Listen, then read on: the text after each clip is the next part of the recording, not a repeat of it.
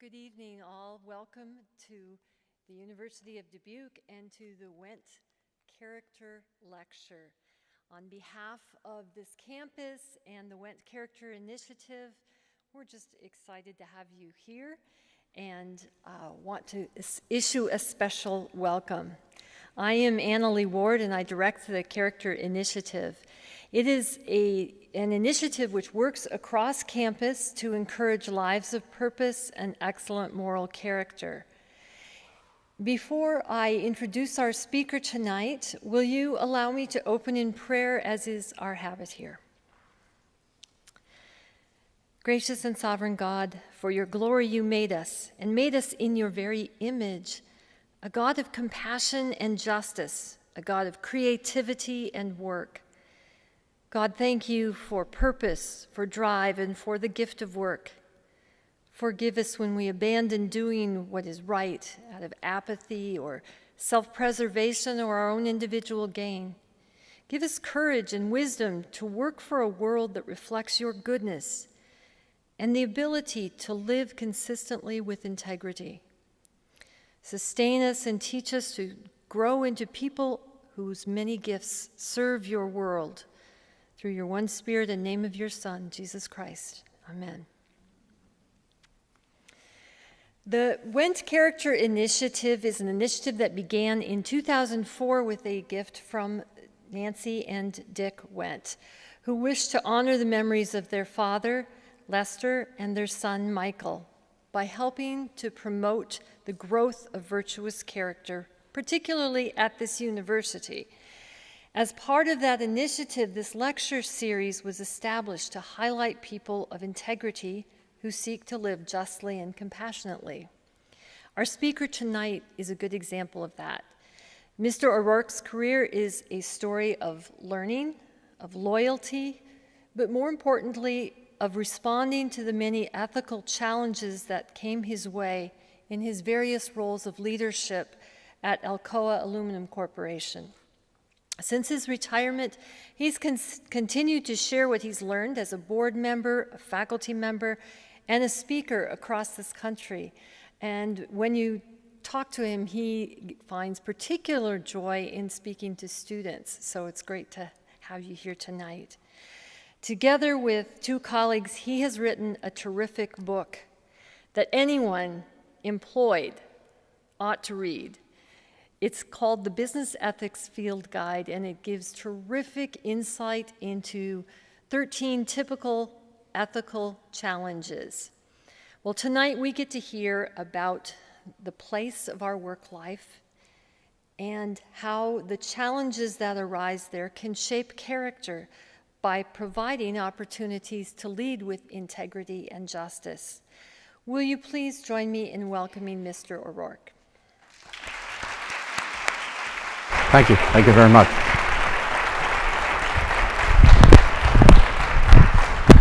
Thank you for that warm welcome. I really appreciate that.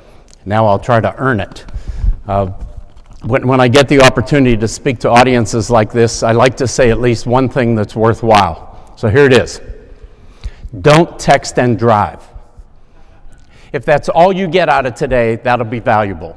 When you have distracted driving, your chance of an incident goes up 400%. You don't just put your own life in danger, you put other people's lives in danger. So my message tonight is don't text and drive. And if that's all you take away, this will have been valuable.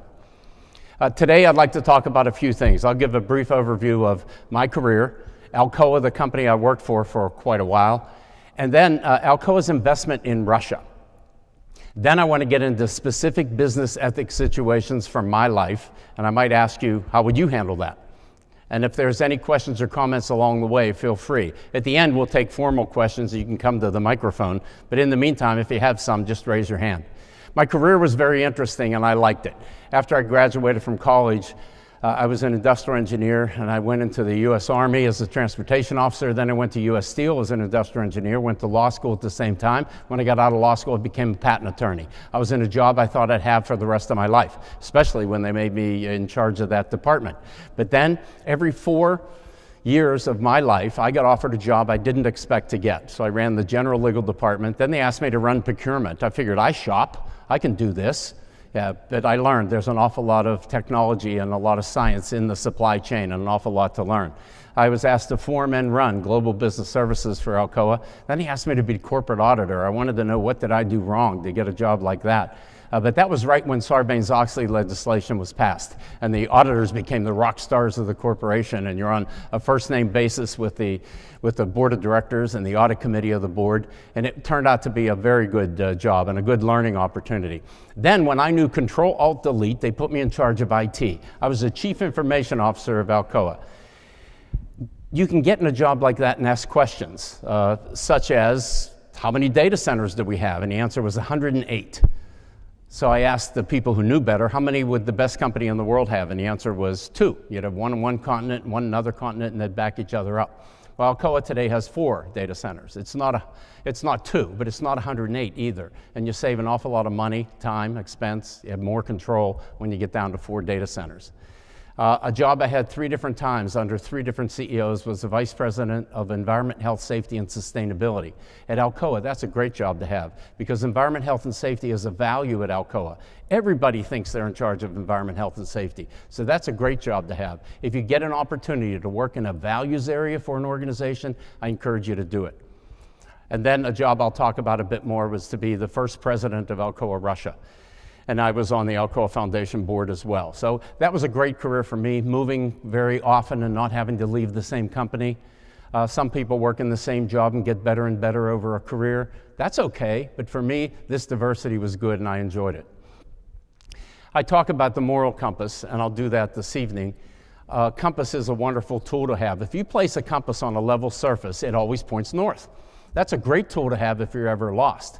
Well, your moral compass works the same way. It's inside you, and it's talking to you. And when you get in those difficult situations, it tells you the way to go. Your job is to listen to it. So I'll refer to moral compass periodically.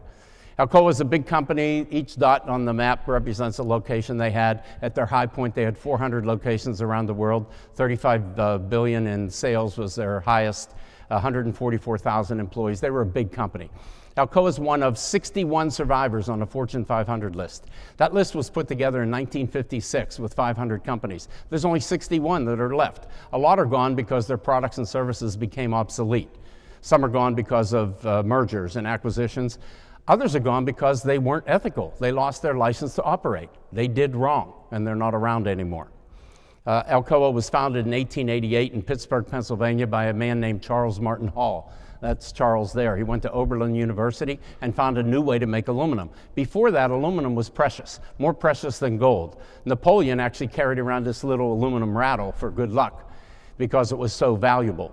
When they capped the Washington Monument in 1879, they wanted to put something very valuable on the top. It was, still is, aluminum at the top of the Washington Monument. And that patent for the original aluminum reduction process sat in my office when I was the patent counsel for Alcoa.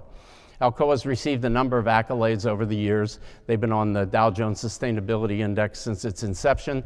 They're named as Fortune's most admired companies. Alcoa doesn't set a goal or objective to get these accolades, but when they get them, it's kind of confirmation you must be doing the right thing the right way. So it's nice to get accolades like that. These are exemplary aluminum products. In the upper left-hand corner, you have the ideal package for a beverage, the aluminum can. Not that PET bottle or that glass bottle. If you're using those, shame on you. Yeah, they go to a landfill. Not the aluminum can. If you properly dispose of an aluminum can, it becomes an aluminum can again in 60 days. And then again in 60 days, and again in 60 days. Infinitely recyclable. Since the aluminum industry was founded in 1888, there's been 700 million tons of aluminum made. 660 million are still in use today because of recyclability. So that's one of the market advantages, why people use it. The other big market advantage is lightweighting. I show a Ford 150 truck. 2 years ago, they took 750 pounds out of the Ford 150 truck by replacing the steel with aluminum. Imagine the increased gas mileage you get whenever you have a lighter truck. You get a lot more. And that's why the Ford 150 truck is selling so well. And then the aluminum wheel that I show. On all the 18-wheelers and buses, they're converting from steel to aluminum. When you do that, you get 2 to 3 miles per gallon more, and they're putting a lot of miles on the road. So they're really energy efficient. Those are the 2 big market advantages and why people use aluminum: recyclability, lightweighting. When I was at Alcoa, our CEO was a man named Paul O'Neill. Paul O'Neill was the most enlightened leader that I've ever met in my life. He was the Alcoa CEO from 1988 to the year 2000, then he became Secretary of Treasury under Bush. When Paul came, he wanted to establish a new vision for Alcoa, and this was it. Alcoa aspires to be the best company in the world. Do you like that? Is that a good vision statement? Imagine if you set a vision statement for yourself. I aspire to be the best person in the world. That's hard. There's over 7 billion of us, and that has the superlative in it, best. Alcoa was not the best company in the world, but they aspired to be. And this vision drove a lot of good behavior in the company. You're always in those tough meetings periodically. In Alcoa, somebody would typically ask the question, what would the best company in the world do in a situation like that? And it really raises the bar and changes the conversation. And it's a nice conversation to have then. I also like this vision statement because it doesn't say Alcoa aspires to be the best marketing company. When you list one of the functions in a company as the best, how do the other ones feel? The accountants, the HR department, procurement, quality, operations, they feel disenfranchised, but not in Alcoa. In Alcoa, Paul O'Neill expected everybody to be their best. I'll give you an example. He challenged everybody. In his first month on the job, he called in the controller. He said to Ernie, how fast do you close the books at the end of the quarter? Ernie said, we close the books at the end of the 15th working day. We release earnings on the 16th working day of the quarter. And I'm very proud of that. And O'Neill said, if you had no impediments, how fast could you close the books?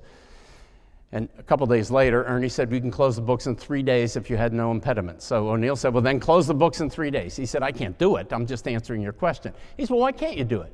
He said, well, first, we don't have a common chart of accounts across all of our companies, our 400 locations around the world. So O'Neill said, you and I can do that by tomorrow at noon. He said, what are your other impediments? He said, we need a common system. We don't have a common system everywhere. So O'Neill said, you have to pick either SAP or Oracle, pick Oracle, install it in 9 months, and then close the books in 3 working days. And Ernie did it. Closed the books in 3 working days, which is amazing. When you see earnings releases, you'll see first company out is Alcoa. Yahoo is just as fast, but the other companies aren't releasing earnings yet. What a nice environment to have. And there's 1,250 accountants in Alcoa who now have 14 days where they can start analyzing the results and working on projects rather than spending time closing the books. And the rules were hard close. No accruals, no early cutoffs, fully auditable results. We actually had to get the auditors to move into our office to be able to do this. But it was a nice environment to have, challenging everybody to be your best. By the way, when O'Neill went to the government, he asked at the Treasury Department, how fast does the government close their books? The answer was 8 months. He said, why? He said, who cares? It's ancient history by then. So he sent the Treasury Controller Department to Alcoa.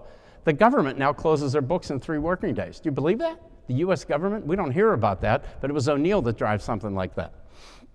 These were the values under O'Neill. It began with integrity. The only one that might be different is environment, health, and safety. You don't see that in a lot of corporations. But to have a value, I mean something that's with you all the time, something that's like breathing. So if you have a value, really have a value, it changes your behavior, it changes the culture, it changes your results.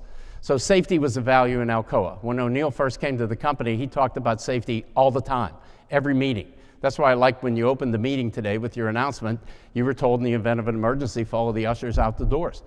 O'Neill would do that at annual shareholders meetings, but he also talked about safety at the board of directors meeting, the executive council meeting, every meeting that you had, and pretty soon that cascades through the organization. So I go to the chief financial officer's staff meeting, first agenda item is safety. How about that? Throughout the company.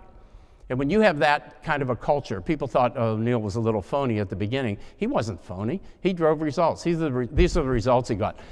The lost workday rate is the line that's in yellow. That's how many people out of 100 are hurt so bad they can't come to work the next day. When O'Neill came to the company in 1987, it was 1.86. He dropped the lost workday rate every year that he was there for 13 years, down to about 0.2 whenever he left the company. The total recordable rate is also an incident rate. It's not as severe. You're hurt, but not so bad you can't come to work the next day. Maybe you needed stitches or had to take certain medication. But look at those results for 13 years, straight down on both of them for every year that he was there. That must mean he really drove that culture into the company. When O'Neill left the company in the year 2000, he was asked, were you successful at Alcoa? He was a resounding success. He quadrupled the revenue, tripled the income. He took market cap from $2.9 billion to $29 billion in 13 years. That's dramatic.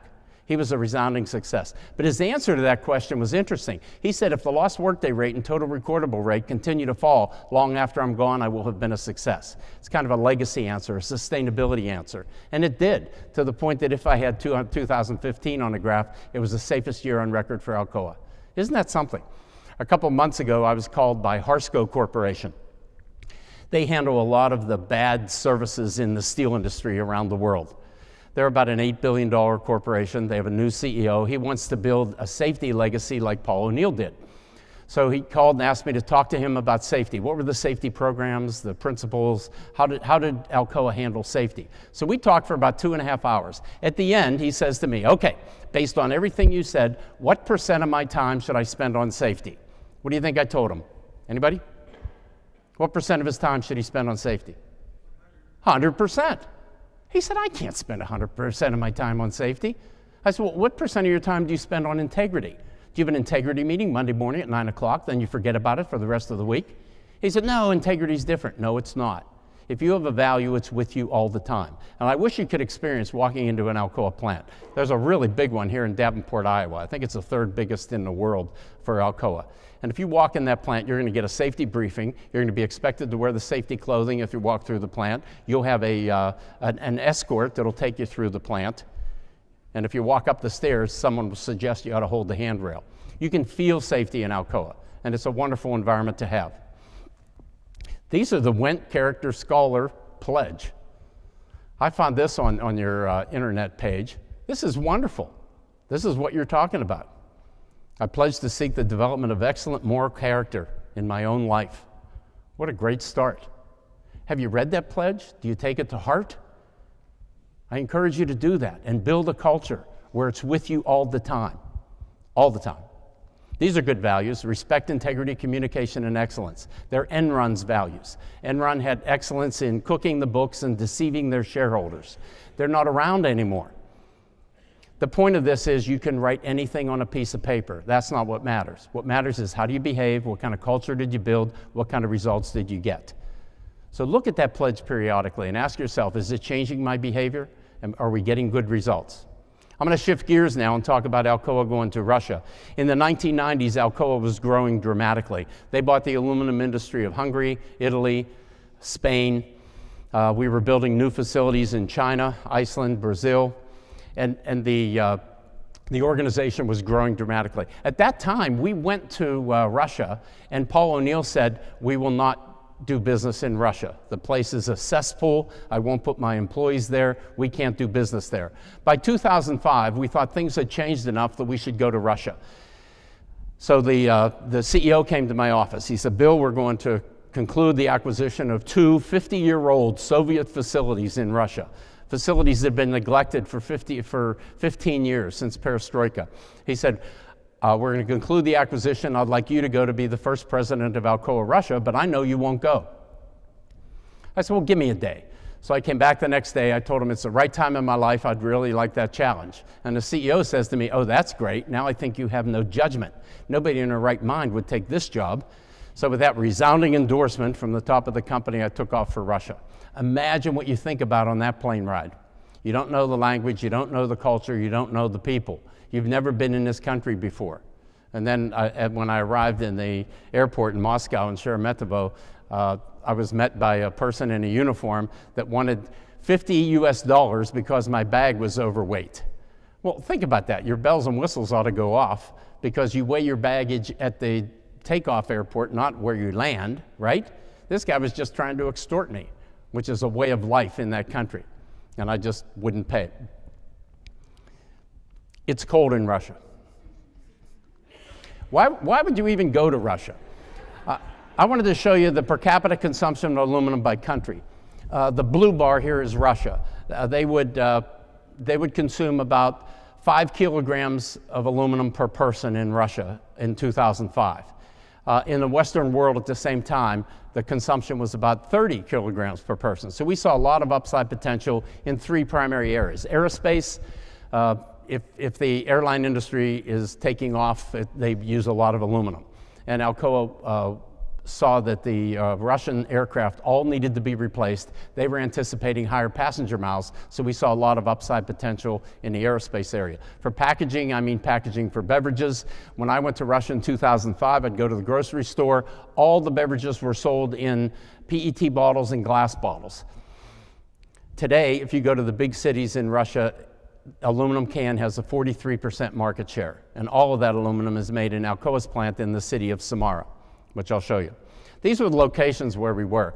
We had an office in Moscow with about 600 or 700 people. The plant in Samara was the biggest one in all of Alcoa. And then there was a plant in Belaya-Kalitva that was almost as big. The plant in Samara sat on 388 acres. It had 129 buildings, had the largest forging press in the world, the largest extrusion press in the world. This was one big plant. The rolling mill was almost the biggest in the mill. It had 8,200 employees just in Samara, another 5,000 in Belaya-Kalitva. This was a really big operation. And as I said, these plants were 50 years old, built by the Soviets in the 50s, and they had been neglected since perestroika. No housekeeping, no capital investment. They were a mess. This is the Samara plant. It runs from one side of the screen to the other, from the soccer field to the tall stacks. We bought all the assets of this plant. When we were reviewing the assets, we found out that we did own the soccer field and the soccer team, the Philharmonic Hall, the Cultural Palace, and 1,200 apartments in the city. So we gave all that back to the city for a ruble. We have enough to focus on just inside the plant gates. I did keep 2 tickets to the soccer games.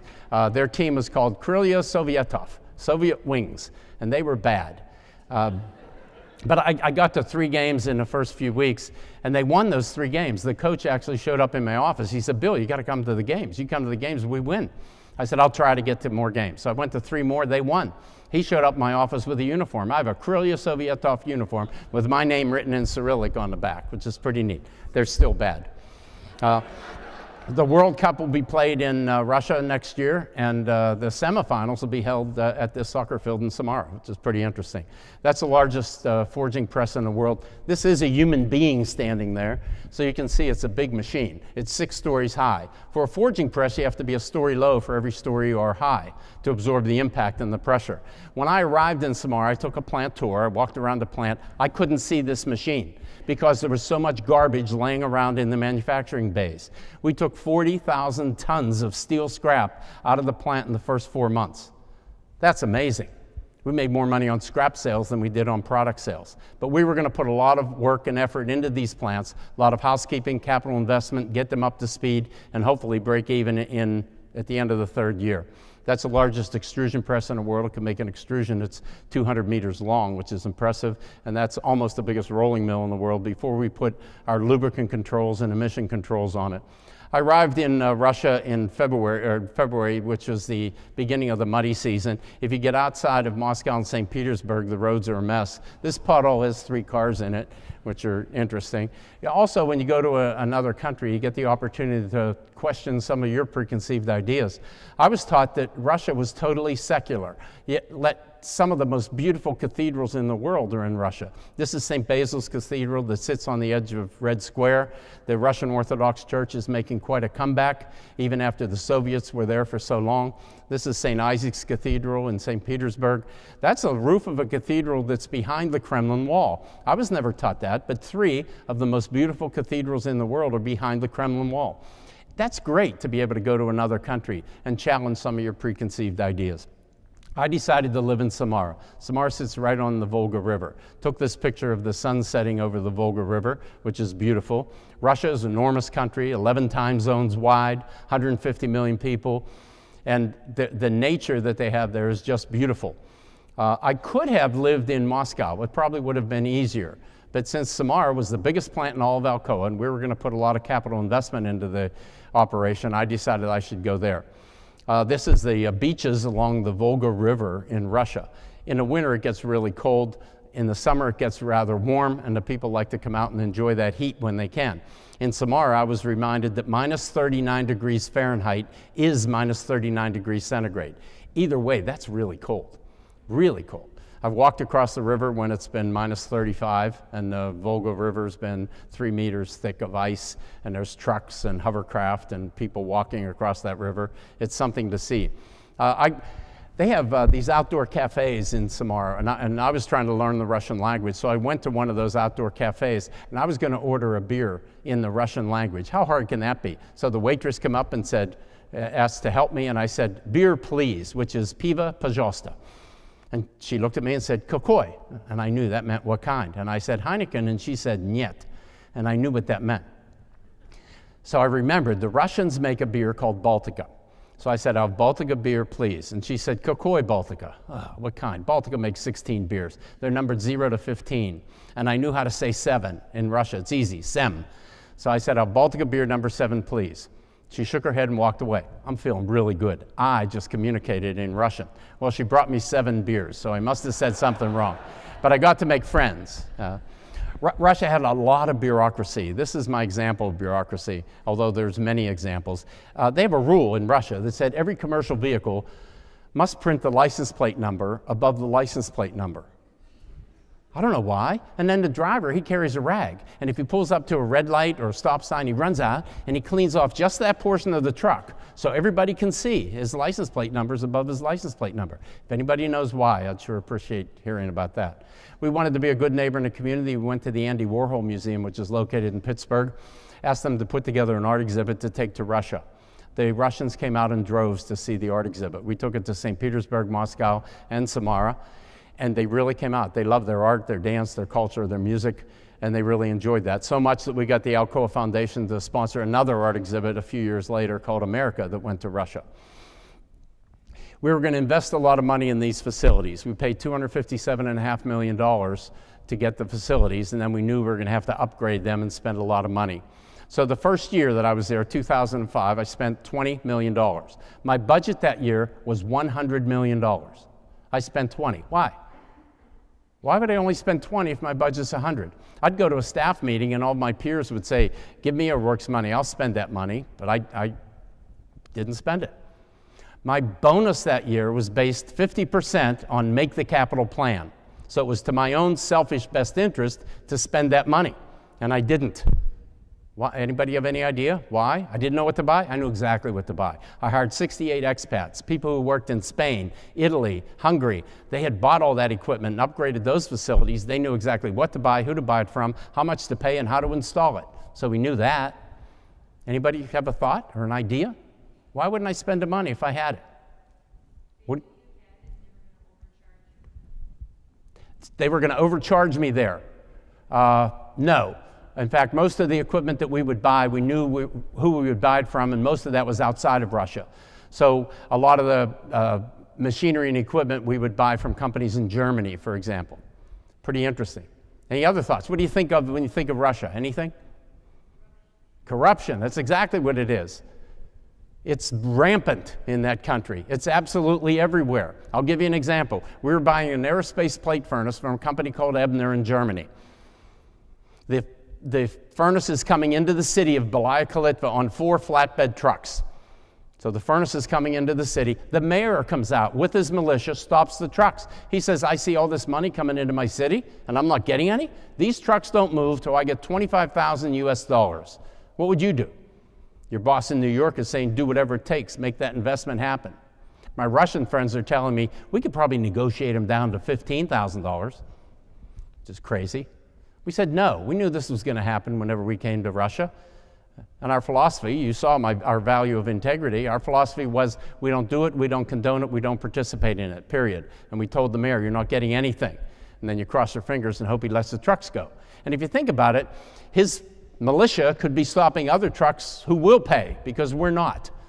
And pretty soon the message comes across. And this was absolutely everywhere. First week on a job, the tax collector showed up with 5 auditors. He said, "I'm here to audit your tax books and records. Or give me $5,000 and I'll go away." Told him to come on in and audit the books and records. When you buy something in Russia, it goes to an import-export office. Somebody runs that office. They don't release the goods until you pay them money that they put in their pocket. We wouldn't do it. Goods don't move. If you don't pay in Russia, supply chain doesn't move. That's rough. It delayed our break-even by a year, which was a shame. But look what happens when you stick to your guns. Look at the next year, 100 million. Year after that, 167. Then even more in the next year. If you really stick to your guns and your values, it pays dividends but you could be delayed. So our break-even was delayed, but we got the investment made eventually in time. I wanted to show you some of the investments. That's a slitting machine. It's the best in the world. It's located in the Samara plant. The plants looked like they were under construction everywhere. We were bringing in so much investment. That is the aerospace plate furnace that I talked about earlier. This is the best coating line in the world. It's about 400 meters long, and it puts a coating on top of the aluminum sheet before you make a can out of it, and people come from all over the world to see that. This is the pump house. We were not putting any investment or housekeeping into the pump house. The people that work there, and this is usually the dirtiest, greasiest, grimiest place in a manufacturing plant, the people that work there asked for paint. They wanted to paint it, make it look pretty. Yeah, this dirty place, and they did. And I was there about a year ago, December, and it looks about the same. It's nice and clean. It shows you even housekeeping can become contagious.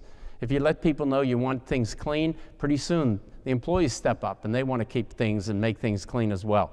Everything was wrong in these Russian operations. The pricing was bad. The compensation systems were a disaster. The relationships with suppliers, customers, with the government were terrible. The quality system didn't work. Both plants were ISO certified, ISO 9000 and ISO 14000. And if any of you have worked with that, that's hard to get the ISO certification. And I was very impressed that they carried the quality ISO certification and the environmental systems certification, until I realized you can buy anything in Russia, including ISO certification. But these were a mess everywhere. Where do you start?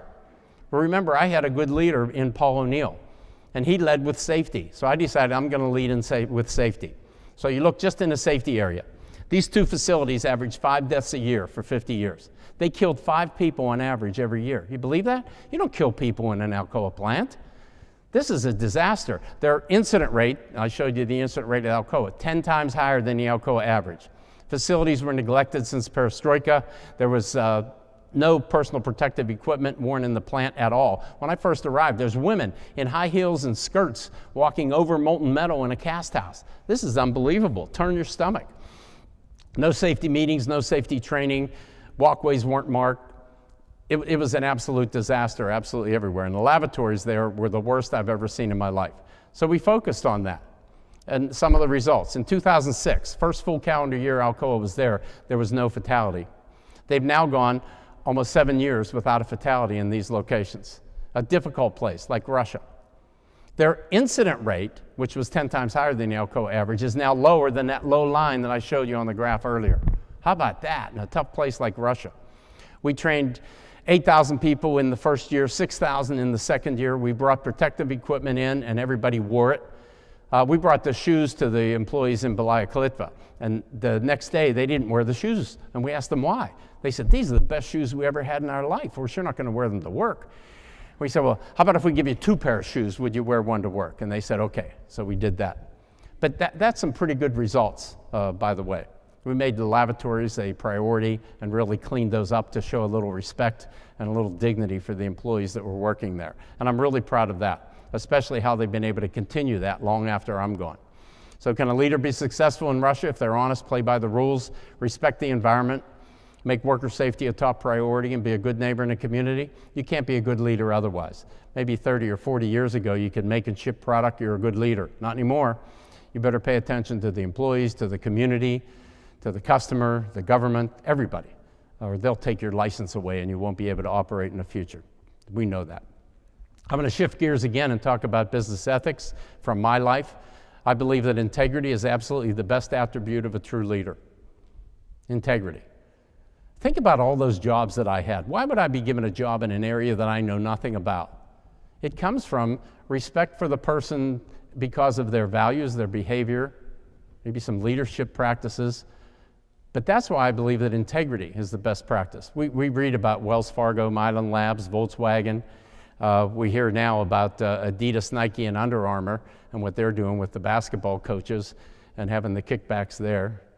What we don't hear about are the people that are working every day to make the right decisions, to treat people with respect. That's what we don't hear about. But I believe there's a lot more of that going on than there is about these negative ones that we hear in different places. So keep that in mind and be one of those people to practice it right. In the book, The Field Guide to Business Ethics, they make the point that When you have heat, fuel, and oxygen, you get combustion. Well, likewise, in the ethical area, if you have pressure to do something wrong, the opportunity to do it, and you start rationalizing, you're on the brink of bad behavior. If that's true, rationalization becomes a leading indicator of bad behavior. So when you catch yourself saying, I'll only do it this once, everybody does it. They're a big company, they won't miss it. When you find yourself rationalizing your behavior, you're on the brink of doing something wrong. Stop, back up, and ask yourself, is the rationalization appropriate? And you'll find out most of the time it's not. In the book, I, along with 2 other professors from Brigham Young University, have identified 13 categories of business ethics issues. So a category might be standing up to power. A person in a position of power or authority orders you to do something wrong. What do you do? And the academics treat it academically, and then I added my stories from my life at the end to try to spice up the book a little bit. So I'll run through some of those categories. Standing up to power. Someone in a position of power authority orders you to do something wrong. What do you do? So I was at Alcoa for a number of years. The CEO came to me and he said he was going to hire a new CIO from the telecommunications industry. He said, Patricia will come to our company and she's going to need some help. Would you agree to report to Patricia, and maybe you can help her out? She can get acclimated to our corporation a little bit better and a little bit faster if you're reporting to her. I said, yeah, I'll be glad to. So I met Patricia in New York City. We're walking down Madison Avenue. She looks in a store. She saw a purse, an expensive purse. She says to me, Bill, buy that purse on your expense account and then I'll approve it. What would you do? What would you do? This is your boss. It must be right, because that's your boss that told you to do it, right? No, you don't do it. You tell her, no, I'm not buying a purse. I know how much money you make. You make enough that you could buy it yourself. And we don't do that at this company. How about that? That's bold that you'd think somebody would even do that. But that was me. I was seasoned. I'd been with the company for a while. Imagine yourself. You just graduated. You're getting married. You have a mortgage on a new house and student loans. You need this job. Do you refuse your boss? That's hard to do. But you can't do what's wrong. I'll give you a trick for the students. That's going to happen to you. Someone in a position of power is going to order you to do something wrong. What you say is, that's a test. Nice try. I'm not falling for your test. Then get out of there. But if they're a bad boss, they're going to ask you again. So be prepared for that one. Many times you could just repeat back, did you just ask me to buy a purse on a company money? Yeah, and you get them to think about it and they'll straighten out. But you're going to be asked to do something wrong by someone in a position of power or authority, and you have to decide how to do that. I remember once I was asked by the CEO to hire Bob Banks' son. Our CEO had worked for this man, Bob Banks, years before, and he, I guess, was indebted to him over the years. Well, Bob Banks is retired, but his son was unemployed, and he needed a job. And the CEO came to me. He said, Bill, I want you to hire him. You have 700 people working for you. You could hide him somewhere in your organization. Oh, that's great. What kind of message would that send to the organization? Well, sometimes you have to find out what the boss really wants, and maybe there's creative ways to take care of something like that. So I ran into a woman who was the marketing director of Executive Reports magazine, and she was leaving her job. I said, do you have a replacement yet? She said, no. I said, well, I've just interviewed this person, and he was a disc jockey on a radio, and he liked people. That was his qualifications, and I'm going to hide him in payroll or accounts payable or something. So I got him to interview for that job. They were looking for somebody who knew radio. It was a perfect fit. He got that job. So I went to see the CEO. He said, did you get Bob Banks' son a job? I said, I got good news and I got better news. The good news is we got him a job. The better news is not here. So sometimes you can find out what the boss really wants when they make these crazy requests, and you can fulfill it another way. But you have to look into those, and they're not easy. Another category in the book is conflicts of interest. I'm always surprised, especially politicians. They'll say, I don't have any conflict of interest. Yes, they do. Yes, they do. In fact, the only people that don't have conflicts of interest are people who have no interests. If you have no friends and you don't do anything and you have no family, you will never have a conflict. Well, that's none of us, right? You're going to run into conflicts of interest. That's not the issue. The issue is, how do you handle it whenever you run into that? A common conflict of interest is taking and receiving gifts in a business situation. So let's say you're working for a company, you're a buyer, you buy $100 million worth of electrical components a year. You just placed your largest order with your largest supplier, and at the end of the negotiation, they send you a gift. Can you keep that gift? Can you keep that gift? No, why not? Don't you want to know what it is? It's a pen, a Bic pen, used, no cap. Can you keep it? Probably not. Why not?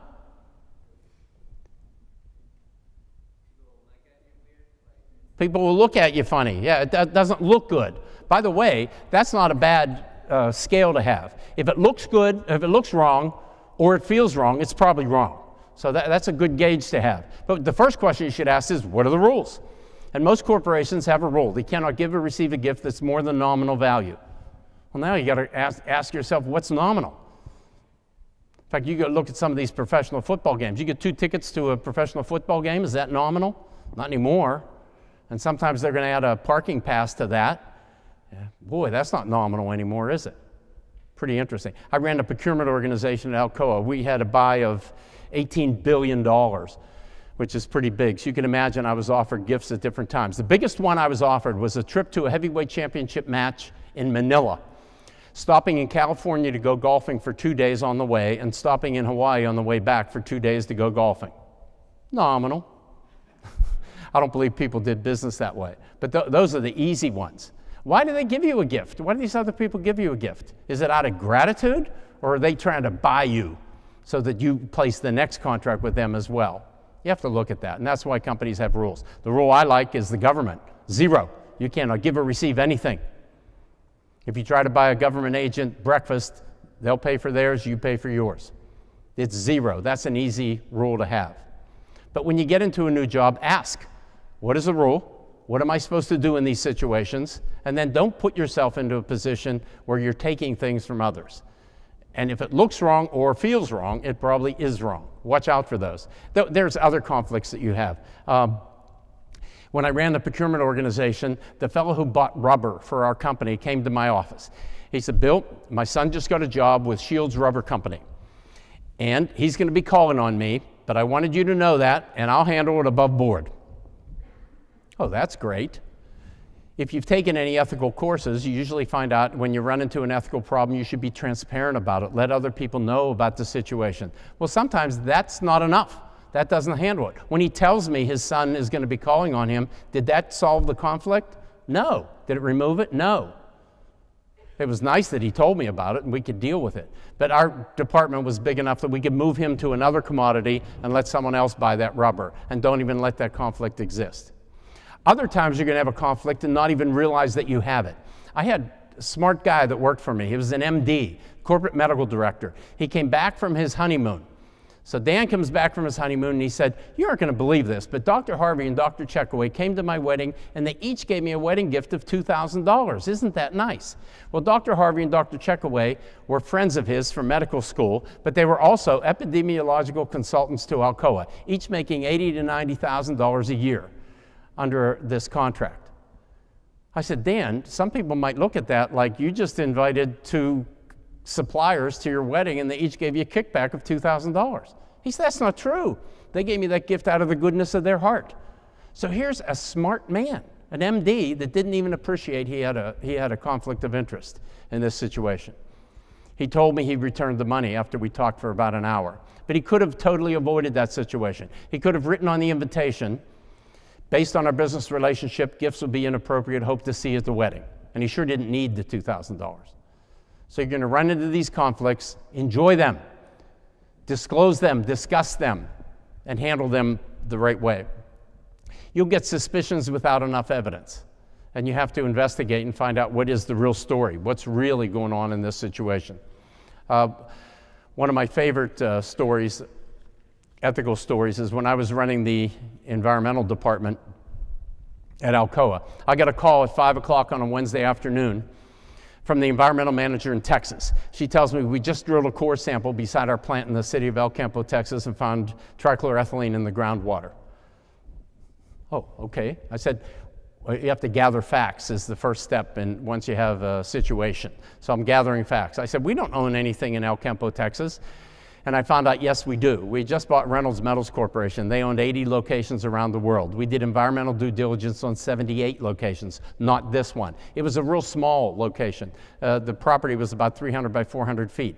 The plant had not operated for 7 years. It was shut down. There's a fence around it. It doesn't even operate. I still wouldn't do environmental due diligence on it. The property is actually for sale to a company in Tredegar, in California. But I said, why in the world would you drill the core sample? And the answer was, we have a consent decree with the state of Texas. It requires us to drill core samples. Every 5 years, you drill a core sample beside every property you have and report the results to the state of Texas in 60 days. So that's our legal requirement. So I called the remediation department and said, can you fix it? Can you clean it? They said, you could work 20 years and you can't clean trichloroethylene out of an aquifer. I said, okay. Then I called our health department. I said, is trichloroethylene bad? They said, yes, it's a known carcinogen. If you ingest it, you will get cancer. Not maybe, you will get cancer. Oh, that's great. So I called our environmental lawyer. And I said, are people ingesting this? He said, yes. There's 125 families in the city of El Campo, Texas. They all drink well water from the same aquifer. This aquifer that has trichloroethylene in it. So we know it's there. We know they're getting it. But then the lawyer said, but don't do anything. I said, what do you mean? He said, if you do anything, it'll be admitting liability. And we don't know that that trichloroethylene came from this plant. It could have come from a gas station or a dry cleaner, but it might have come from our plant. So what do you do in a case like that? Report the results in 60 days as required by the law? Is that what you're going to do? Don't let the law lead you. Do what's right. In that meeting, it was one employee that said, what would the best company in the world do? Boy, that changes the conversation, doesn't it? Changes it real quickly. And what Alcoa did the next morning, they were knocking on the doors of 125 families. We told them exactly what we found. We told the government at the same time. We brought them those big jugs of water. We should have brought cans of water. We brought big jugs of water, and we told them we'll replace this water over the next 2 weeks while we install filters on your well that'll filter out the trichloroethylene. That's $1 million decision. Should you do it?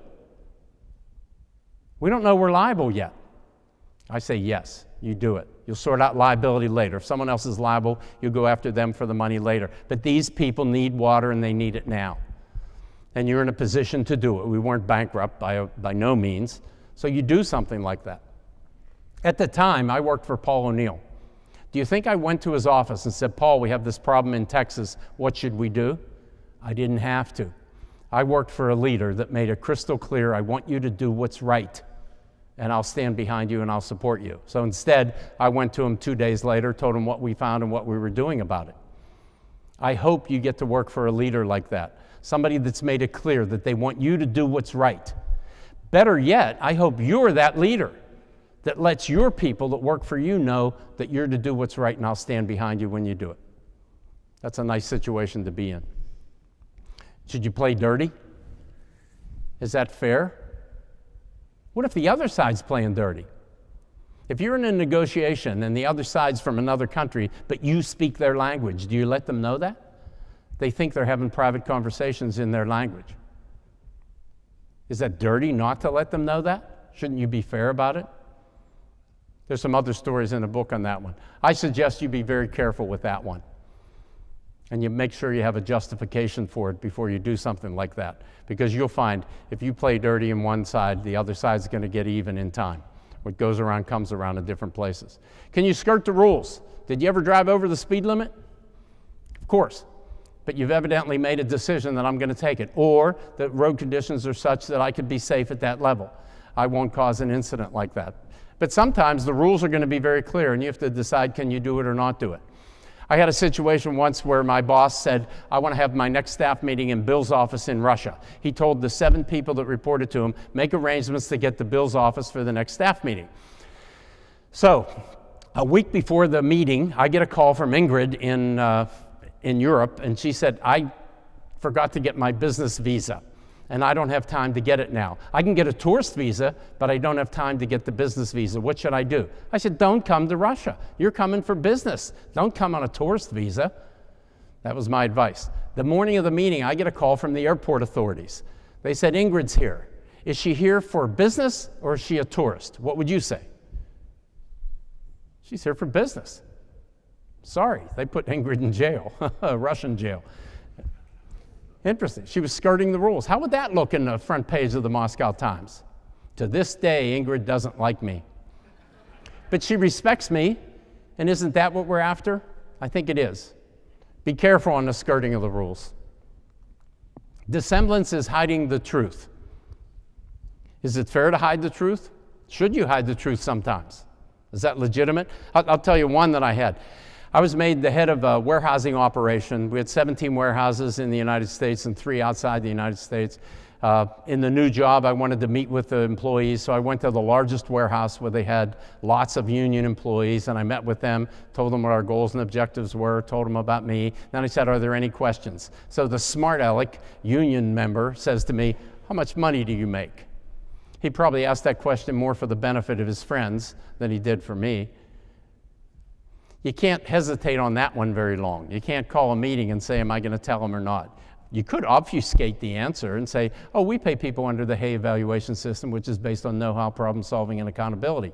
We then gauge our salaries against other people in similar industries and similar geographies. That doesn't answer his question. He wants to know how much I make. I told him to the penny how much I made. I knew my number was higher than anyone in the room. I also told him afterwards, I said, and a year from now, I'm going to go for a performance review, and I want you to come with me and tell my boss I'm worth more. Interesting. You know what I got with that? I got trust from that individual. I got trust. When I would show up at that warehouse in the future, that guy would call me over and it'd say, this forklift truck is leaking oil. We got to get that fixed, and the bosses here aren't doing it. Or he'd take me to the Timken roller bearing bin in the warehouse, and he'd say, this inventory is low. You ought to check into things like that. Isn't that interesting? And what does trust give you? I think trust gives you speed. If you trust all the people that are around you, you focus on your work and your effort and you get things done. You don't think about hidden agendas, ulterior motives, you get things done. Trust gives you speed. Build trust. I encourage that. We often have unfair advantage, right? The other person and yourself get in a position where one has more power over the other, or you get an unfair advantage. Can you take advantage of that? I'm sitting in the St. Louis airport one day, and you've all sat in those chairs. You sit on this end, and there's people directly behind you. Well, I'm sitting here, and behind me are 4 people openly discussing the upcoming negotiation with Alcoa. They're flying to Pittsburgh, as I am, and they're talking about what they're going to do in the negotiation. What do? Is it against the law to listen? No. They're in a public place. Are they idiots? Yes. But that's not my issue. My issue is myself. What do? What are the extremes? You can get up and walk away. That's one. The other extreme is listen in, take notes, right? That doesn't feel good. That feels like an unfair advantage to me. So I stood up, turned around. I'm Bill O'Rourke. I'm from Alcoa, and shook hands with all 4 individuals. I sat back down. They kept talking. Have I fulfilled my ethical obligation? Interesting. Or should I still walk away? Interesting. I thought I had fulfilled my ethical obligation. I took notes. I called my friend, Bill Freeman, who was going to be negotiating that contract for Alcoa. I told him where I was in the airport and what was going on. You know what he says to me first? Did you tell them who you were?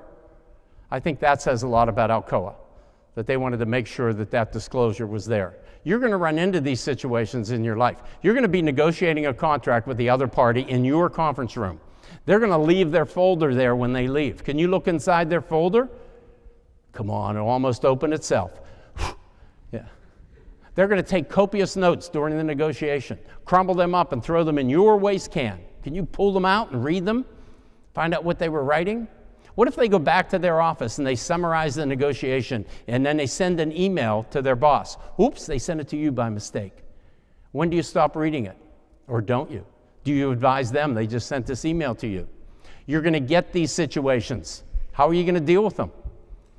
Deal with them honestly and openly in the way you'd want to be dealt with. Because remember, at night you got to put your head on the pillow and go to sleep. You got to get up in the morning, look at yourself in the mirror. Make that an enjoyable experience, not a burden. Like that person that you see in the mirror. So enjoy your ethical dilemmas. Repair is a category that once you've done something wrong, what do you do about that? So if something is broken, do you fix it? So The superintendent tells me that he shipped the big shipment of extrusions on the last day of the month, and he's real proud of himself. We got it out. And I said to him, how could you do it? Our inspection equipment doesn't work. You couldn't make that shipment. He said, well, we've been inspecting that product for 4 years, never found anything wrong, so I just shipped it. Well, the specifications required inspection. If it was an FAA product, by the way, for aerospace, that would be a violation of the law. You'd have to disclose it to the government, probably pay a fine, but it wasn't. It was for window frames. But he's real proud that I just shipped this product. Well, what would you do? Well, you got to call the customer and tell them what happened, and then offer, we'll take the product back and inspect it when the equipment starts working, or not. Well, the customer says, you've been shipping that product for 4 years. Yeah, we haven't found anything wrong. I'll go ahead and use it. Now, if something goes wrong, will you stand behind it? We said, yeah. He said, okay. He agreed to make the change. But we should have made that call before we shipped it. We shouldn't have made that decision. We should have put it on them and let them make that decision, which is interesting. You're going to get in these repair situations. I recommend repair it fast, repair it full, and repair it so much that the customer says, you've done enough. Wouldn't that be a good standard to have? And then beyond that, I tell a story in the book about buying a Pepsi at a University of Pittsburgh basketball game. I'm in line during halftime. There's two 11-year-old boys in front of me. They each bought a Pepsi. Then I went up, I bought a Pepsi. I turned around. The two 11-year-olds evidently had a collision. They're arguing about whose fault it was. There's a Pepsi on the ground, and they're having a little argument, and I have the repair right in my hand. I just handed my Pepsi to the boy that didn't have one. I went and got another one. Do we want to do that? Do we want to fix things that we didn't break? Oh, wouldn't that be an interesting world to live in? I remember we were building a wastewater treatment facility in Mexico. I went to talk to the CEO, Paul O'Neill again, and the question he asked was, does the municipality, does the city around our plant have a wastewater treatment facility? I said, I don't know. We'll go and find out. Found out they didn't have one. And his question was, how much more do we have to pay to build a wastewater treatment facility that'll handle the municipal waste as well? It was 15%, by the way. And O'Neill said, do that. And it's because he wanted to be a good neighbor in that community. Not because we had to, not because the law says to do it, but because that's the kind of person he wanted to be. Wouldn't that be a good world to live in, where we fix things that we didn't even break? Wow, we'd be neighbors again, helping each other. Think about that one. And sometimes you should show mercy, by the way. When people make mistakes, I think we have to show mercy because we learn by mistakes. In fact, big mistakes, we learn an awful lot more. But when you intentionally violate a value, you got to be careful with that mercy. Maybe that person doesn't deserve to even keep their job. Maybe they need to learn a lesson now that you don't intentionally violate values. But on other ones, on mistakes, that's the way we learn. Should be good. I like to look at qualities of ethical leaders. I think they have excellent interpersonal skills, have high expectations of themselves. They're fair, very fair, and they articulate their ethical obligations or the expectations. You let other people know what I expect of you, and let that be known. Ask yourself, what do you pay attention to? How do you react in a crisis? You'll find some people in your life that when they're in a crisis, some reason they step up, and boy, their values just shine in a crisis. That's wonderful to be around folks like that. Do you teach and coach others? Do you reward honesty? And does recruiting, selection, and promotion of individuals include integrity? I hope it does. A suggested approach is first realize you have an ethical issue, then gather the facts. If you don't gather the facts, you won't go anywhere. And when you do gather the facts, you'll find out there aren't two sides to a story. There's probably 10 sides to the story. And as you gather those facts, you learn that. Identify the ethical issues, the stakeholders, potential solutions, assess solutions using the ethical lens, and look for new creative solutions if you can. Then you have to act. If you don't act in an ethical situation, you're condoning the behavior or causing confusion in your organization. So you have to act. And then review. When you review, I think you'll find the situation could have been handled better. And that's a good lesson for the future. And in that book, you'll read a lot of lessons from my life. And I think a lot of those cases were handled well. They could have all been handled better, by the way. I really believe that. Some final comments. Seek true north. In my mind, true north is the ultimate. So it's the goal that you set for yourself, and then you think further. How can I get a higher goal than that? So in safety, what would be true north in safety? Anyone? In safety. 0 injuries. Aha, you're not thinking far enough. In True North, think further than that. Could you send your employees home healthier than they were when they came to work? That's True North. You think as far as you can and then think further. And in Alcoa, you can do that. We feed a lot of employees at our plants, feed them good food. You can have exercise programs, smoke cessation, cancer screening. You can do a lot to help their health. That's what True North is. In procurement, what's the least you could pay for goods or services? 0? No, your supplier pays you for the privilege of doing business with your company. Okay, that's ridiculous. But the theory's not ridiculous. So the next time you set a goal or objective for yourself, ask yourself, have I thought far enough? Because I believe your only limitation is your imagination. If you can think it, you can do it. Eventually you can do it. Maybe not right away, but you can do it. If that's true, your only limitation is your imagination. So think creatively. Be honest, listen, be compassionate, and have humility. Build trust. Remember, I do believe trust will give you speed. Practice excellent habits. There's a great book out by Charles Duhigg called The Power of Habit. In there's actually a chapter called The Ballad of Paul O'Neill, and it talks about Paul O'Neill's habitual excellence in safety. It's a very good book. In there, Charles Duhigg says habits are hard to break, and they are. He believes it takes 6 weeks to break a habit. If that's true, why don't we build good habits? They'll be hard to break. Don't build the bad habits, build the good ones. Bless the lives of those you touch. If you're in doubt, seek advice, but you own the decision. Like I asked the lawyer, what do we do in the trichloroethylene case? He told me, do nothing. That's fine. I appreciate his advice, but you don't have to always follow it. And some people use that as an excuse. I'm going to go to the expert, and if they tell me to do something else, I'll do something else because that's easy. And I'll just tell people I followed the experts. No, listen to the experts, but then you have to evaluate and own that decision. Treat everybody with dignity and respect, and that's absolutely everybody. And in the process, you'll lift society as a whole. I also urge you to get the most out of life. I like to look at life like a great big hourglass, and all the instants come through like a grain of sand. Like this instant right now. Yeah, grab every instant with both hands, squeeze it. Get everything out of the instant so when you let it go, you have no regrets. You grab the next instant of life and enjoy it. Then hopefully when you're my age and you look in the pile, there's few regrets in that pile. Remember, it's always the right time to do the right thing. I want to leave you with 2 signs that I saw recently. This one was on a church. It said, honk if you love Jesus, text while driving if you want to meet him. But this one I just saw. This is a sign by a funeral home. Do you believe that? Isn't that terrible? Talk about marketing, huh? Gee. Thank you.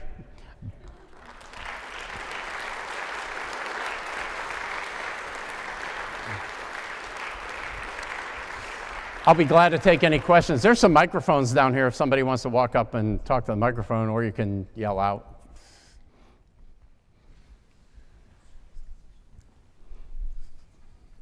Or not. Yes? So do you think that if your mentor and leader wasn't as big advocate for ethical decisions and integrity, do you think you would have made those decisions that you made, or do you think you would have shied away from it? That's interesting. I think what you're asking is what makes you an ethical person in your life. And I've looked back and tried to decide what that is. And there's a lot of pieces. Paul O'Neill was the most enlightened leader I've ever had in my life, and I still look to him. I still work with him, and he's still that way. And I just hold him in such high regard, and often ask myself, what would Paul O'Neill do in a situation like that? And it was great to have him in that position. But I've had bosses along the way that have been bad. But you can learn from them. Learn what not to do when you're in a position like that. But I've looked back at my life, and it's such a combination of everything. The parents, yeah, they set the stage for you. Some of the teachers that you've had in life, they really set the stage for you. And some of them are bad. You can learn from them. Do what's right instead of what they have preached. I've looked back at a lot of sports that I played and coaches that I've had. Most of them have been excellent. Some have been bad. The anger, profanity that's unnecessary, yet you have other ones that teach you the right way to go. So you're going to get all these role models in your life. Some will be good mentors, but others, even if they're not so good or have some flaws, you can learn from that. And then hopefully you try to be excellent. In fact, I looked at the objectives of the Wendt Center, and a lot of those objectives are seeking excellence in what you do, in integrity and character and your product. Notice it doesn't say perfection. It says excellence. That's what you're after. Excellence. Isn't that what we want? Yeah, it doesn't have to be perfect. So, and even yourself, and you'll find yourself, you'll stumble and fall. Learn from that. Get up, and the next time you won't. So you learn from those mistakes. That's a good question. Where do you get this? I do think having people in my life, and I've had Paul O'Neill, that we had a chief financial officer named Rick Kelson who was almost in that same mold as Paul O'Neill, and I was so fortunate to be under those people in a really good company that tried to do things right for the most part, which was good. Yes?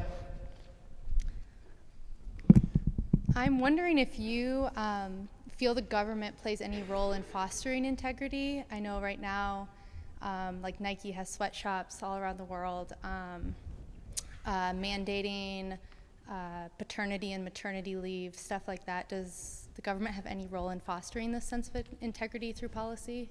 I think the government sets the minimum bar. Compliance with the law is the minimum. If you're working on a compliance line, you're too low if you're obeying the law. But we do need that. We do need the government to give us some guidance that we need to go in this direction or that direction. But I believe that it's beyond government. I believe it's the enlightened leaders of any organization, whether it's a charity or a corporation or others, people who can show you the way. They're the ones that I think set the stage more. If you look at the government today, look at Congress.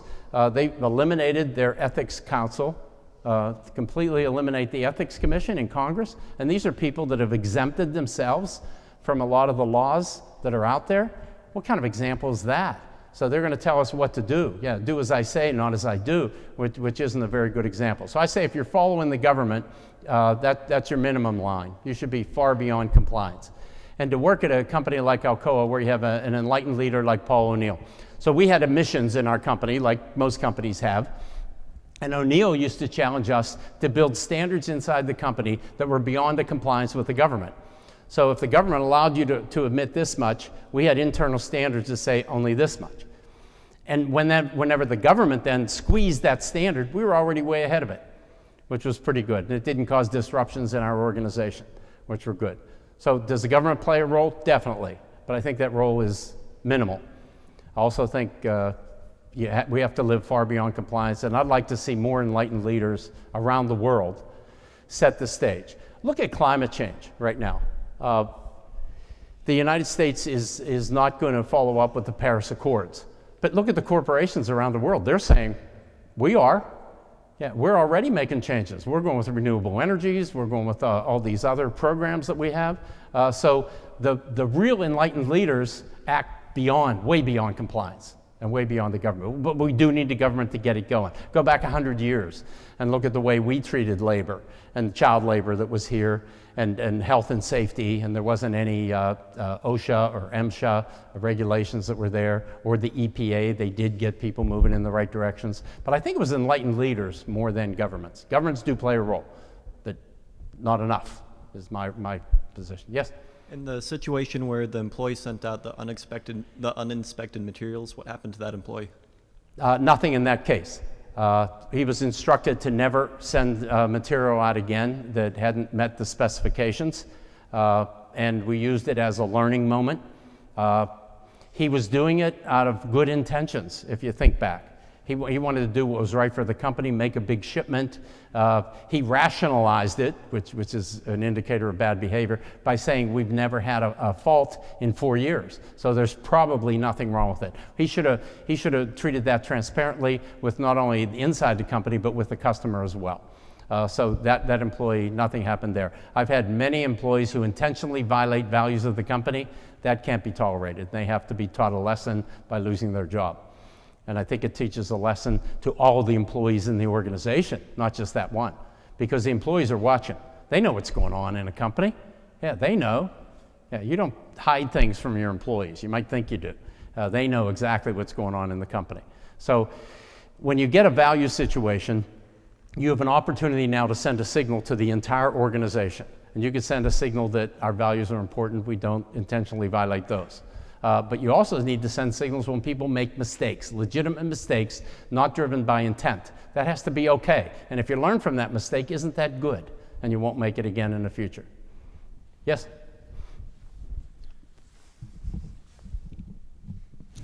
With the threat of personal or financial harm to whistleblowers, what advice or encouragement can you give them? Whistleblowers get fired or demoted or mistreated more than they should. There are rules, like you said, the government has a role in that too. There are rules in place so that that doesn't happen, but it happens too often. Whistleblowing is a very interesting area. I've gotten to know Sharon Watkins. She was the whistleblower at Enron Corporation. She was the fourth whistleblower at Enron. There were 3 before her.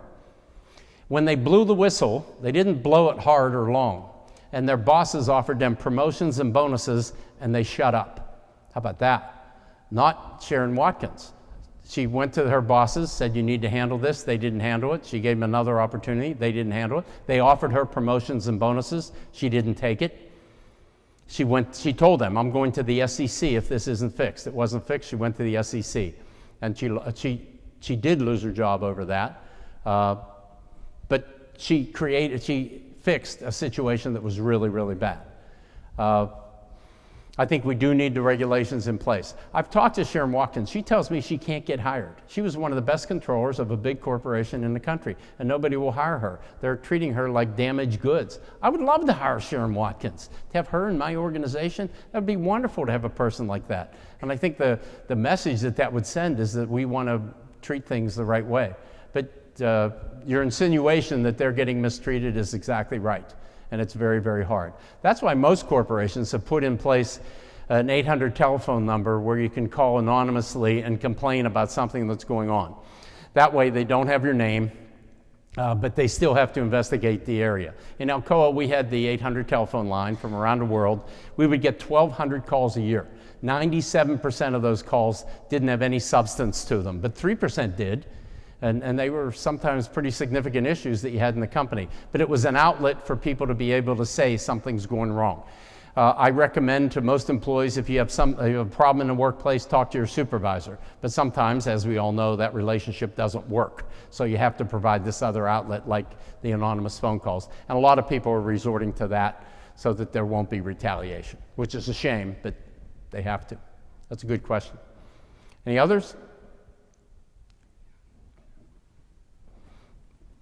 So in your presentation, you focus a lot on how your experience at Alcoa has been formative to your character, but I was just wondering if the careers that you had before Alcoa were also, if they were also formative in your character. Definitely. Even going back to Boy Scout, I was a Boy Scout. Had great Boy Scout leaders, and they teach you. Yeah, they teach you everything from their oath to the merit badges you get and things like that. Playing of sports, that helps to mold your character. My father was probably the biggest single influence on my life. My father was a school teacher and a coach. He also was recreation director of our city in the summers. When I was a young boy, he was the recreation director, which means he ran these playgrounds. He would buy a lot of sporting goods equipment.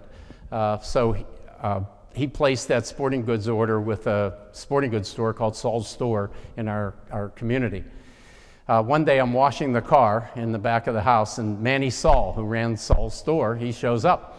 And he gets a set of golf clubs, set them next to our house. He said, tell your dad that's for him.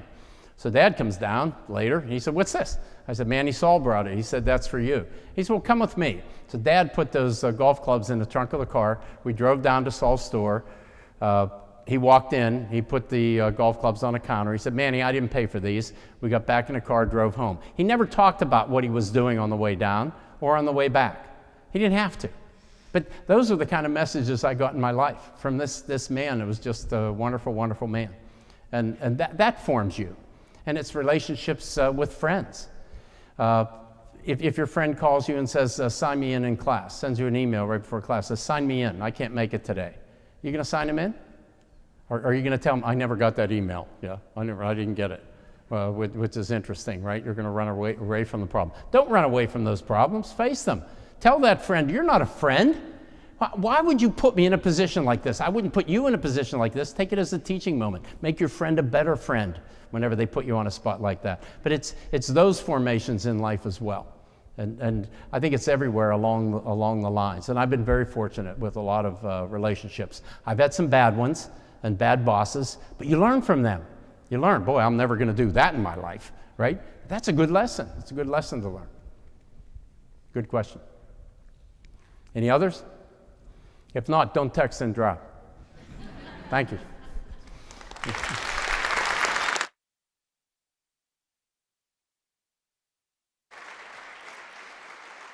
Thank you all for coming, and if you have more questions, he's going to be out in the lobby afterwards. Have a good night. Thank you.